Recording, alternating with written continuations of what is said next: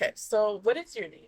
Oh, Elizabeth Ann Teresa Williams, but I do not use the Teresa, except in my Outlook, EAT, Willie. Ye-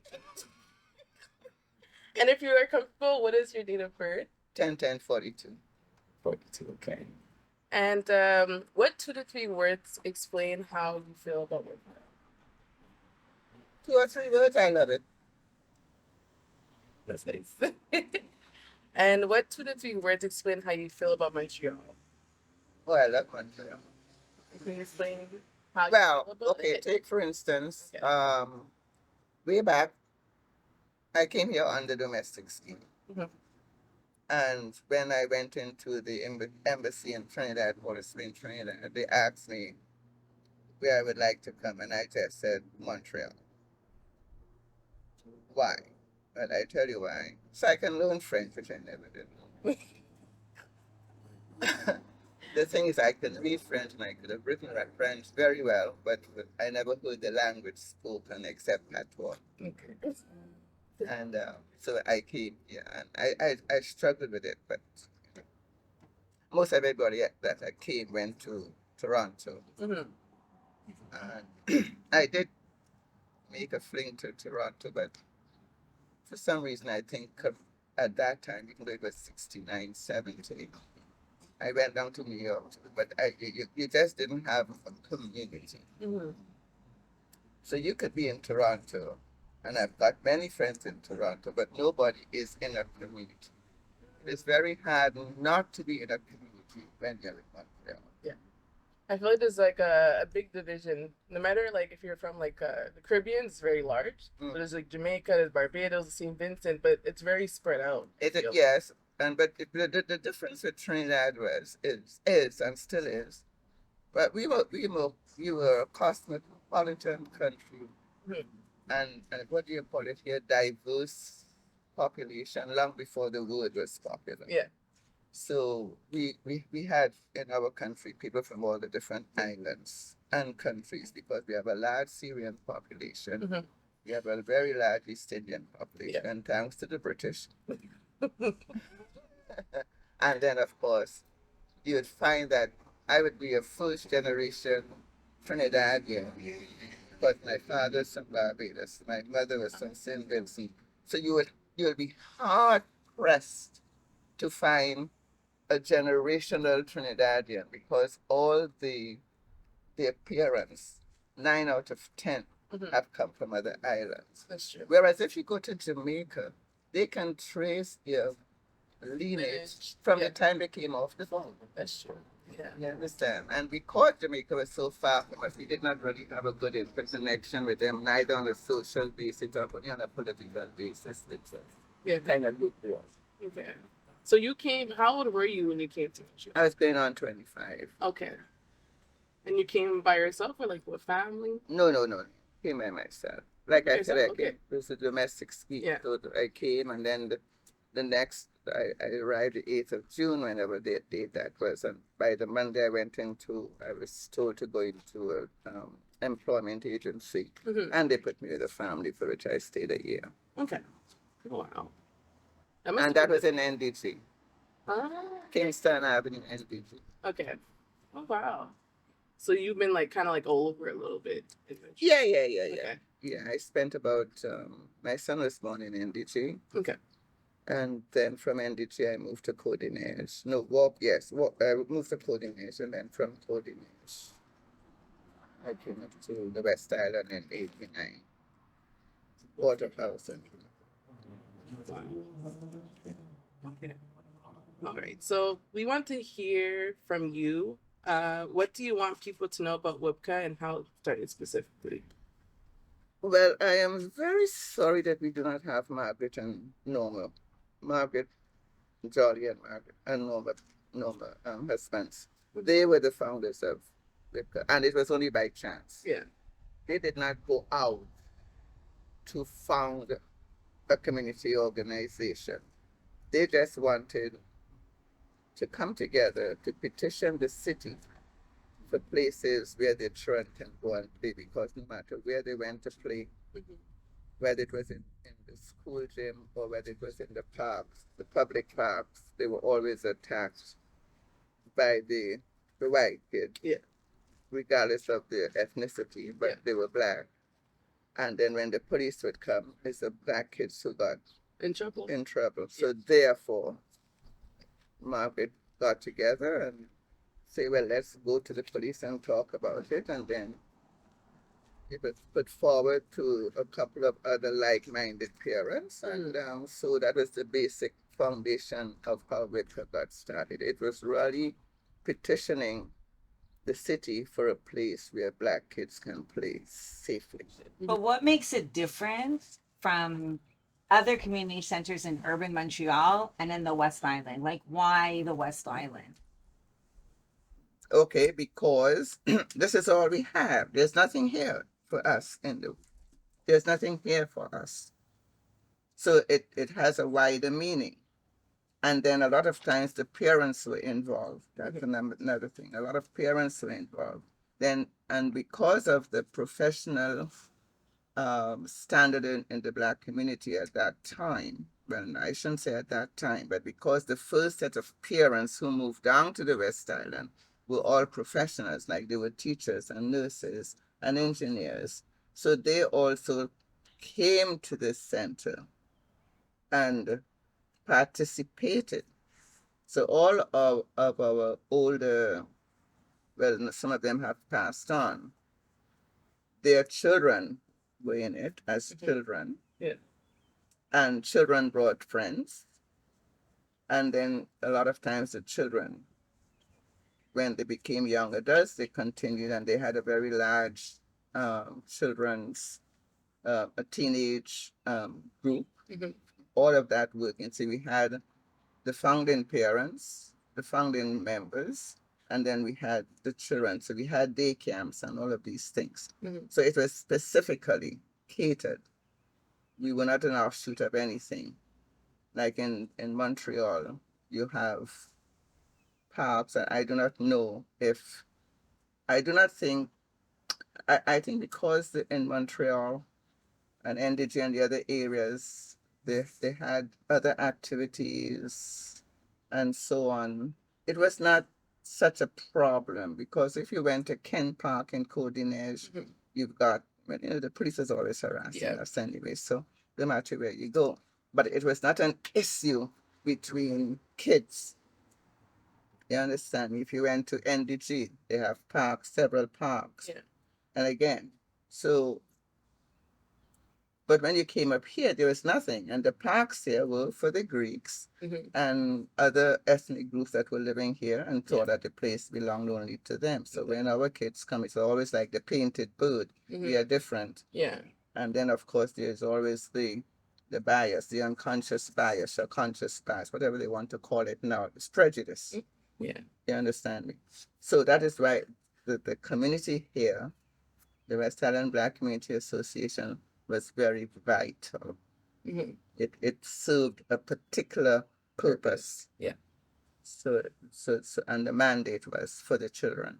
And it's very important because nowadays, if you really think about it, there are a lot of youth centers, but a lot of families are not aware of that. Yeah. And it's like, even if you do ask questions, like, I want my kid here, it's like they don't really, it doesn't seem like they value your child or kind of. No, yeah, exactly. Yeah. So you're one of many, and I mean, I remember when I was living in Côte-des-Neiges and my son was just entering, I put him into right away the French, not immersion, but welcome class, and the French schools and everything else. Yeah. And I thought it was, we had a day camp run by the Côte-des-Neiges Association, where I sent him there, but then I wanted him to immerse in French, and I took him out and I sent him to a French camp. Okay. And it was a problem because, there are other, and this is what I don't understand. They say that it's multi-ethnical. Right. But once you're a black kid, you don't seem to fit in with the Chinese or the Asians or nobody. Yeah. Everybody now pick on you. Yeah. So I had to take him out. So he never really, and by the time we moved up here, well, of course, he was grown. He was a teenager. You don't tell teenagers about it. You understand me? Yeah. he had to go and play basketball with his friends and so on that he made along the way and all of that. So unfortunately, my son right now, he's asking about, coming in and what he can do. So I hope when things get more settled, he would actually take an active part. But in his middle teenage years and young adult years, community work is, It's difficult. it's not, I mean, I could agree because even like me working at high school, when you bring up community work, they're like, "Am I getting paid?" I'm like, Yeah, "No, no. you're doing it for your community." Like, why do you have to always get paid for it? Well, the only time we got paid is when we got a little grant from the government and we had daycare. They sent the day camp, and we would have the kids come in and and help with the tutoring and everything, because we always had a day camp. But tutoring was one of the hallmarks. Yeah. And then you have in the afternoon you can go to the swimming pool and everything else. But you got your tutoring in the mornings. And then we'll have adults come in volunteering whatever skills they brought. So like Margaret, one of the founders, she was very good at Facebook, not Facebook, but social media platform. not the social media platforms at that time, but it was very big now, scrapbooking. Okay. And making journals and everything else. So she had to lift the classes and so that the kids would do that project so that they can go home now and show their parents what it is they did. Yeah. And then we had Erica, who was also very artistic and would show them how to build things and to make things and so on. So they always had that type of work and so on. And at the end, we would have Black History Month. We would celebrate it. We'll celebrate Black history because that was the whole idea of showing the positive side of our race. And I remember the last one we had done was, what's her name there? Viola Desmond. Yeah. And we did the play with Viola Oh, Desmond. that's so nice. Yes. And the whole story about how she came and her whole little story that we knew. And we had invited at that time Mr. Bayliss, who was our representative, and he came, and a few other city council people came and they applauded it. And then Mr. Bayliss took it to Parliament, and it was on TV. The little play that the kids put on. So again, too, but the thing about that is that we had a hard time convincing other ethnic groups that it's not a Black community group. As a matter of fact, I'll give you a little joke. Last week we went to see the play. Excuse me. Josephine Baker. Oh yes. Yeah. And that's a smoke in my throat. And I invited a couple of my friends. So I belong to a whole lot of different little groups. And she said to me, she's right. And I'm only telling you that because she said, would I get a shade check? She said,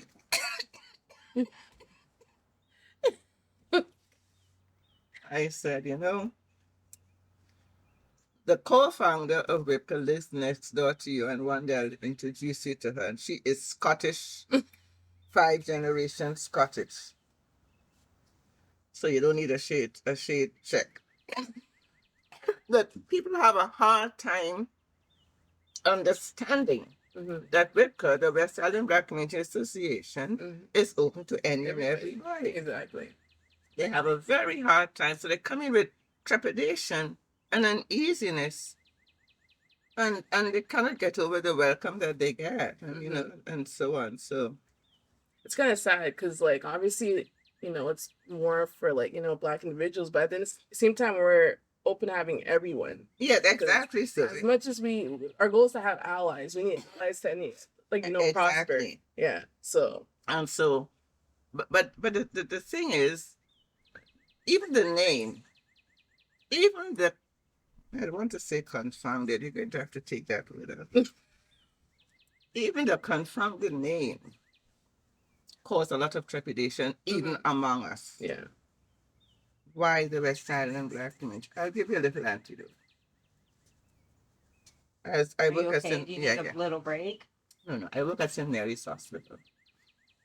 And I knew people from everywhere. So anyway, so I remember she's passed on now. And she's walking coming down the corridor, and I'm going in opposite direction, and she's talking to herself. So I said, what happened? You going off? Elvira was her name.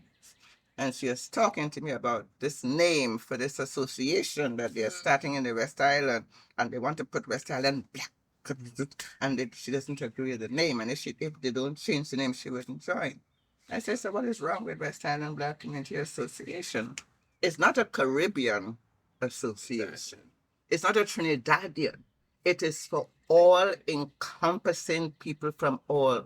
What's the problem? I said, as the Jewish hospital. Look, the Jewish hospital there.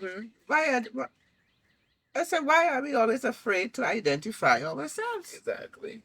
What's your problem? Anyway, she never did join. However, when she needs help, she knows where to call. Okay? So even the name we applied for a grant, and I would not say the institution from which we applied for the grant. And they had problems with our names. So we never got the grant. Even though one of our members sat on the board. Wow. They didn't get the grant because they had a problem with our name. And at least one of our delegations said to them, well, go and tell when the Jewish changed the name from all their buildings, we will change ours. Yeah. But we still didn't get it, you know what I mean? What is it? Yeah. Anyway, that's the only beef I have with the people who have, even our people who have. Do you know that there is a nursing home in Little Burgundy that is called Sunset or Evening Tide Nursing Home or Residence? Evening Tide. Yeah. Who would you associate Evening Tide with? It's a black home. Yeah. We don't know it. Not by the name. You understand me? The Chinese Association have their residence in Chinatown. Chinese. Nobody's ashamed of saying Chinese. What's the problem with us? Sure. Anyway, that's my little rant. I feel like at the end of the day, there's always going to be those people, like whether it's even your own people sometimes. Yeah. Against you, but it's sad to say, but it's reality. It's the reality. Yeah. Because some of us are also very biased against ourselves. But that's it. Yeah. An unconscious biasness against ourselves. Yeah. Don't let me get into that one. Yeah. Me either. Please don't. All right. I'm gonna tell you something. The other day, a friend of mine came with a young man, and she said to me, he grew up in Codinage and everything else. And I said, well, and she said, I'm sure he knows your son. I said, really? I said, do you know Jomo? He said, of course, there's only one Jomo. When you hear that name, yep, and he's in your age bracket, who else could it be? You know? Did I give you a joke about that? I said to Jomo when he's going to school, he was 4 years going to school. I said, okay, going to the welcome class in French at St. Kevin's. I said, okay.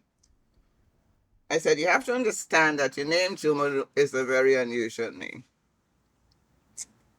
It's African in origin, and I told him, not he would remember, but I said, but people are going to tease you about the name. They're going to call you Momo and all different sorts of things. So if you find that it's too much teasing and you don't like your name, tell me and we will decide on what name you want to be called and we will change it. I said, by the way, what name would you want to be called? He said, George. I said, what? George?